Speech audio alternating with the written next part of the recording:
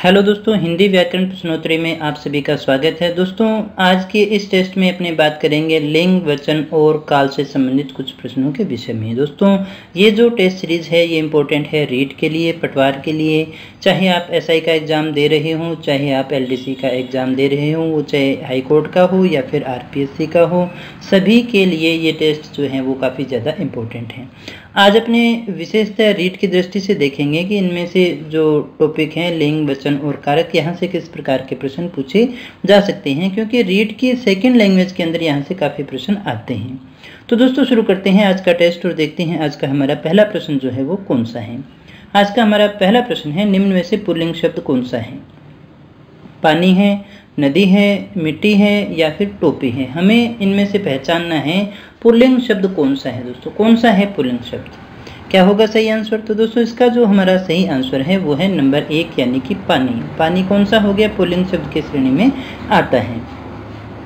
अब देखिएगा दोस्तों, यहाँ ध्यान देने की जो बात है कि आप इनको याद नहीं कर सकते कि कौन सा पुल्लिंग है, कौन सा स्त्रीलिंग है। सबसे आसान तरीका एक ही होता है कि आप इनको वाक्य में प्रयोग करके देखें और ध्यान दें जो क्रिया है उसका क्रिया का रूप कौन सा है। क्रिया पुल्लिंग बता रही है या जो क्रिया है वो स्त्रीलिंग बता रही है। यहीं से आपकी पहचान हो पाएगी। वाक्य बनाएंगे तो आपको आसानी से पहचान लेंगे। दोस्तों, जैसे हम कहते हैं, साधारण सा वाक्य बनाए, पानी लाओ या पानी लाया, पानी आया, है ना, नल में पानी आया, नदी बहती है, मिट्टी उड़ रही है और टोपी पहन ली।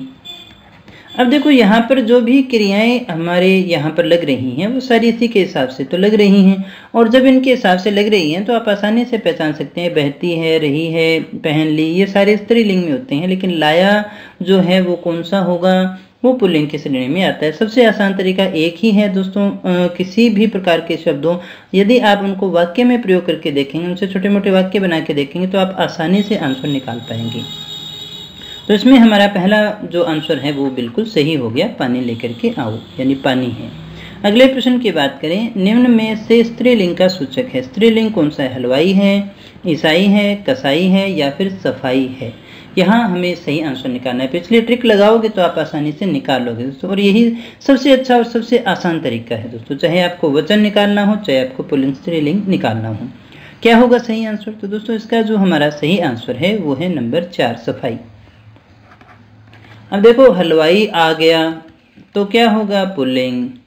ईसाई आया या ईसाई जा रहा है, ईसाई बाइबल पढ़ता है, तो कौन सा हुआ? पुल्लिंग हुआ। कसाई जो है वो पशु काटता है, जानवर काटता है, तो ये हुआ। सफाई कर ली, सफाई के लिए हम कौन सा ने कर ली, कभी ऐसा नहीं कि सफाई कर लिया, हाँ, तो ये इसलिए कौन से में आ गया? ये स्त्रीलिंग के श्रेणी में आ गया। वापस दोहरा देता हूँ दोस्तों, यही एक आसान और सबसे अच्छा तरीका है वाक्य में प्रयोग करके, जिससे आपका क्वेश्चन कभी भी गलत होने वाला नहीं है। बात करें तीसरे प्रश्न की। तीसरा हमारा प्रश्न है, इनमें से पुल्लिंग शब्द बताना है। उम्मीद है, आशा है, बचपन है या फिर बेकारी है। कौन सा होगा सही आंसर? दोस्तों, इसमें से सही आंसर कौन सा है, यानी पुल्लिंग शब्द कौन सा है? पुल्लिंग शब्द है हमारा 3 नंबर। बचपन अच्छा होता है, न कि बचपन अच्छी होती है। तो फिर आप देख सकते हैं, आशा पाल ली, उम्मीद रखनी चाहिए, तो बेकारी देखी है। तो ये जो सारे जो आंसर आपके निकल रहे हैं वाक्य से ही निकलेंगे, तो यही हमारा सही आंसर होगा। अन्यथा दोस्तों, ऐसा कोई तरीका नहीं है कि आप इनको याद करके आंसर निकाल लें। चौथा जो हमारा प्रश्न है, निम्न में से पुल्लिंग शब्द है, यहाँ भी हमें इसी प्रकार से निकालना होगा। क्या होगा दोस्तों? इसका सही आंसर विधवा है, नंदोई है, बिल्ली है या फिर कोयल है। वो शब्द जो पुल्लिंग में आएगा कौन सा है दोस्तों? दोस्तों, इसका सही आंसर होगा 2 नंबर, नंदोई आया हुआ है। आई हुई है ऐसा नहीं कहते, विधवा आई हुई है या फिर विधवा हो गई, तो ऐसे लिखेंगे। बिल्ली दूध पीती है, कोयल बोल रही है ना, बोल रहा है, कोयल बोल रहा है, ऐसा हम नहीं कहते। बिल्ली दूध पीता है ऐसा भी अपने नहीं कहते हैं। तो ये जो सारे हैं यही आपका काम आने वाला है। आई होप कि आप इस बात को अच्छी तरह से समझ गए होंगे अभी तक। 5वें प्रश्न की बात करें, इनमें से कौन सा शब्द ऐसा है जो सदैव पुल्लिंग में ही प्रयुक्त होता है? केंचुआ है, बाघ है, घोड़ा है, नातिन है। कौन सा है दोस्तों? दोस्तों, इसका सही आंसर क्या होगा? जो सदैव पुल्लिंग ही होता है, कभी अपने इसका स्त्रीलिंग नहीं बनाते, प्रयोग नहीं होता। क्या होगा सही आंसर? इसका सही आंसर होगा केंचुआ। केंचुनी या इस प्रकार का केंचुई, इस प्रकार के शब्द आपने नहीं देखे होंगे। बाघ का बाघिन देखा होगा, घोड़ा का घोड़ी देखा होगा, नातिन का नाती देखा होगा, लेकिन केंचुआ जो है वो इसी रूप में प्रयुक्त होता है दोस्तों। बात करें अगले प्रश्न की। छठा हमारा प्रश्न है, इनमें से कौन सा शब्द वचन से प्रभावित न होकर सदैव बहुवचन में ही प्रयुक्त होता है? यानी इन जो ऑप्शन है हमारे पास में, इनमें से हमें बताना है कि कौन सा ऐसा शब्द है जो वचन से प्रभावित नहीं होता, हमेशा बहुवचन में ही प्रयोग में लिया जाता है ना। जैसे रिक्शा है, रास्ता है, तांगा है या फिर दर्शन है। क्या होगा दोस्तों इसका सही आंसर? तांगा से तांगे बनते भी हैं, रास्ते हैं, रिक्शे हैं, दर्शनों नहीं बनता दोस्तों। क्या होता है हमारा? दर्शन तो दर्शन ही रहता है, और दर्शन जो हमेशा बहुवचन में ही काम में लेते हैं। हमने ऐसा ही कहते हैं, हमने भगवान के दर्शन किए, यानी कि हमने क्या है, बहुवचन का रूप हमें देखने को मिलता है। इसलिए दर्शन जो है वो हमेशा कौन से में आता है? बहुवचन की श्रेणी में आता है। तो इसका सही आंसर होगा मेरा नंबर 4। बात करें 7वें प्रश्न की। गायें दूध देती हैं, यह किस प्रकार का वाक्य है? अनिश्चित वर्तमान काल का है, वर्तमान काल का है, या फिर पूर्ण भूतकाल है, या फिर पूर्ण वर्तमान काल है? कौन सा है दोस्तों? क्या होगा इसका सही आंसर? इसका सही आंसर होगा नंबर 2। ये वर्तमान काल का है। जैसे गाय दूध देती है, ये एक सामान्य सा सत्य है, गाय ही दूध देती है भाई, तो गाय दूध देती है, ये एक सामान्य सत्य है। इसलिए हम इसको जनरल ट्रूथ होने के कारण हम इसे वर्तमान काल की श्रेणी में रखते हैं। अगले प्रश्न की बात करें। कवि शब्द का सही स्त्रीलिंग रूप होगा, कौन सा होगा दोस्तों? ये बहुत बार पूछा जाता है। कवित्री है, इनमें से कौन सी कवित्री होगा? ये आपको शब्द शुद्धि में भी बहुत बार आता है या नहीं आता? बिल्कुल पूछा जाता है, तो ये आपको अच्छे से लिखा हुआ आना चाहिए। क्या होगा सही आंसर? नंबर 4। इस प्रकार से अपने कवित्री लिखते हैं। बात करें 9वें प्रश्न की। हिंदी में वचन होते हैं कितने? 1, 2, 3, 4 या फिर अनगिनत होते हैं? कितने होते हैं हिंदी में वचन की संख्या? कितनी होती है दोस्तों? कितने होते हैं? 2 होते हैं दोस्तों। हिंदी की बात अपनी करें, संस्कृत की नहीं कर रहे हैं। 2 होते हैं। कौन कौन से? एक होता है एक वचन, और दूसरा होता है हमारा बहुवचन। ये 2 वचन होते हैं। अगले प्रश्न की बात करें। बहुवचन कहते हैं, किसे कहते हैं दोस्तों? शब्द के जिस रूप से बहु का बोध हो, शब्द के लिए रूप से उस रूप से जिसमें वस्तु या प्राणियों की संख्या का बोध हो, शब्द के जिस रूप से किसी की जाति का बोध हो, शब्द के जिस रूप से एक से अधिक व्यक्तियों या वस्तुओं आदि का बोध हो, किसे कहेंगे बहुवचन दोस्तों? क्या होगा सही आंसर? आई होप आपने अच्छे से पढ़ भी लिए होंगे ऑप्शन, और सही आंसर छांट भी लिया होगा। तो चेक कर लीजिएगा, सही आंसर है हमारा नंबर 4। बहुवचन क्या होता है? शब्द का वह रूप होता है जिससे हमें पता चले कि जो भी वस्तु हैं या जो भी व्यक्ति हैं वो बहुत सारी संख्याओं में हैं, उनकी संख्या का बोध होता है। 11वें प्रश्न की बात करें। आगरा का बहुवचन क्या होगा? इनमें से कोई बनेगा क्या? आगरे, आगरों, आगरे, या फिर इनका बहुवचन नहीं होगा? क्या होगा दोस्तों इसका सही आंसर? तो दोस्तों इसका जो हमारा सही आंसर होगा वो होगा नंबर 4। इसका बहुवचन नहीं बनता है, इसका अपने बहुवचन नहीं बना सकते हैं दोस्तों। आगरा का बहुवचन नहीं बनता है, ये तीनों ही क्या माने जाएंगे? गलत माने जाएंगे। अगले प्रश्न की बात करते हैं। 12वां हमारा प्रश्न है। हिंदी में लिंग भेद होते हैं, यानी लिंग कितने भेद के होते हैं? 1 है, 2 है, 3 है, या फिर अनगिनत है? कितने होते हैं? हम हिंदी की बात कर रहे हैं, संस्कृत की नहीं। फिर से दोहरा देता हूँ, हिंदी में कितने भेद होते हैं? दोस्तों सही आंसर हमारा 2 ही होते हैं। कौन कौन से होते हैं? आई होप आप सभी जानते हैं, पुल्लिंग है और स्त्रीलिंग है दोस्तों। ये 2 होते हैं दोस्तों। तो आगे अगले प्रश्न की बात करें। अपना कौन सा एक वचन है? निम्न में से कौन सा एक वचन है? अच्छे लेखक हैं, कौन सी कृतियां हैं, अपनी मातृभाषा है, या फिर अन्य देशों हैं? कौन सा है दोस्तों? दोस्तों इसमें से सही आंसर हमारा कौन सा होगा? तो दोस्तों इसमें हमारा सही आंसर होगा अपनी मातृभाषा है। ये एक वचन है। यहाँ कृतियाँ हैं, कृतियाँ हैं तो बहुवचन हो गया, अच्छे हो गया, देशों हो गया, तो इनके कारण ये बहुवचन हो गया, ये एक वचन है अपनी मातृभाषा।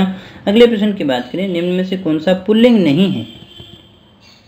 हमें बताना है पुल्लिंग नहीं है। व्यक्ति है, भाषा है, उपकरण है, या फिर लेखक है? जो तरीका आपको बताया था उसको अपनाएंगे तो आसानी से आंसर निकल जाएगा। क्या होगा सही आंसर दोस्तों? इसका हमारा सही आंसर होगा 2 नंबर, यानी कि भाषा। भाषा जो है वो पुल्लिंग न होकर के क्या होती है? स्त्रीलिंग होती है। जैसे अपने इन वाक्यों की बात करें। व्यक्ति आया, भाषा अच्छी है, इसी प्रकार कोई सा भी वाक्य बना सकते हैं, जरूरी नहीं है सबके एक जैसे बनाएं।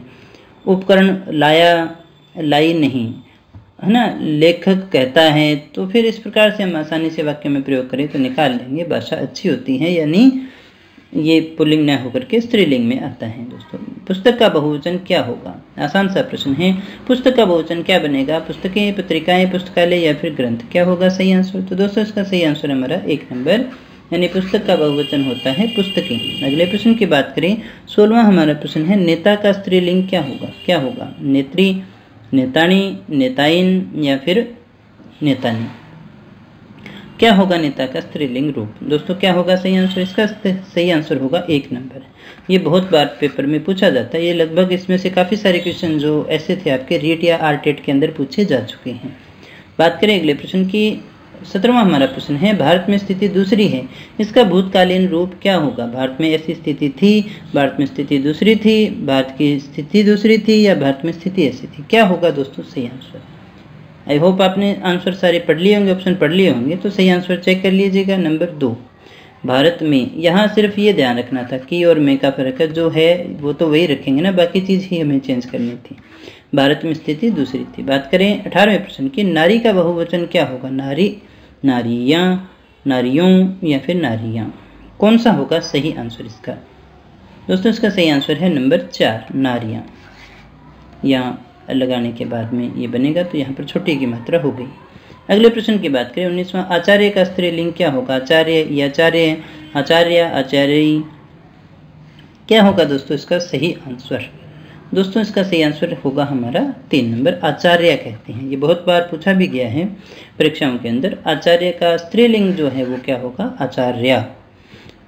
20वें प्रश्न की बात करें, निम्न में से कौन सा एक वचन नहीं है? हमें इनमें से बताना है कौन सा एक वचन नहीं है। सुई है, घड़ा है, दवा है या फिर अध्यापक गण नहीं है? कौन सा ऐसा शब्द है जो एक वचन नहीं है? अब एक वचन नहीं है तो फिर क्या है? बहुवचन है, या फिर आप ऐसा बता दीजिए इनमें से बहुवचन कौन सा है। बिल्कुल सही आंसर है इसका नंबर 4, अध्यापक गण जो है वो हमारा बहुवचन की श्रेणी में आता है, न कि एक वचन। तो अध्यापक गण है जो एक वचन की श्रेणी में नहीं आता। तो दोस्तों ये थे हमारे आज के प्रश्न, लिंग वचन कारक से संबंधित थे। कल भी अपने इसी टॉपिक से ही संबंधित कुछ और प्रश्नों को देखेंगे 15वीं टेस्ट के अंदर।